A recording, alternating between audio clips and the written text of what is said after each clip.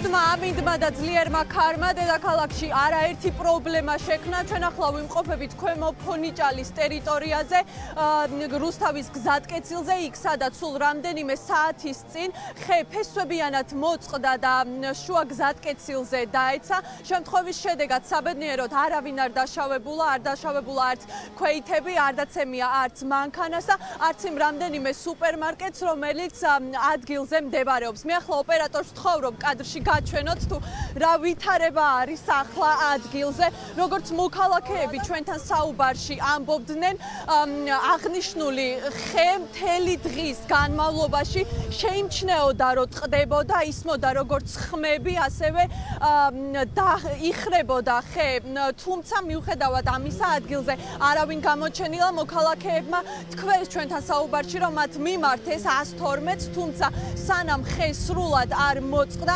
მანამდე ადგილზე არავინ გამოჩენილა. აქ სანამ სამუშაოები დაიწყებოდა, სრულად იყო პარალიზებული რუსთავი-თბილისის ავტობანი. მანქანებს არ შეეძლოთ, რომ ემოძრავათ, როგორც ახლა თქვენ კადრში ხედავთ, ამ დრომდე გადაკეტილი არის გზა და მანქანებს არ ეძლევათ საშუალება, რომ გზა გააგრძელონ.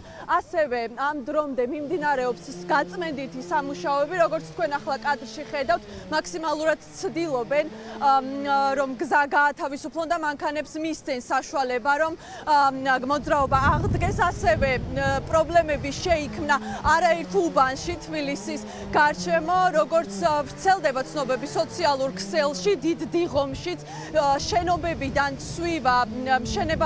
შენობებიდან ცვივა მასალები, რის გამოც დაზიანდა ამ დრომდე 2 მანქანა და ასევე ვრცელდება ძალიან ბევრი ფოტო, რომ დროებითი კონსტრუქციები, რომელიც დამონტაჟებულია ქალაქში, ისინიც წყდება და არსებობს საფრთხე იმისა, რომ შესაძლოა ქვეითები დაზარალდნენ. ანუ ხომეჩიო და არეკესო და ის იყო ილდან კი ურეკავდით, რომ ნელ ლაიგრო დამდგარი და კაცი მიგაქონდა. ნუ მე წაიქცა. მე ადამიანია, მაგრამ ხომეჩურება იძახობენ მოგონებს. იდან იყო საშიშროება, ხო? ხო, სადღაც 11 საათი და მე ვარ გაუძლო და წაიქცა. დროთა განმავლობაში ნენელა წამოიწია და ქარგამა საბოლოოდ დააწინა რა. ვინმეს ხომ არ დაცემია? არა, ყველაფერი ტრაქტორმა თავის დროზე იმოქმედა რა. ყველაფერი კარგად. მანქანასაც არანაირი ის არ ზარალი არ ყოფილა. შეახერხეს მოძრაობა და დიდ სატვირთოებს არ ატარებდა. მე ხომ არ დაშავებულა? მანქანას ხომ არ დაეცა? არა. არც მაღაზიას.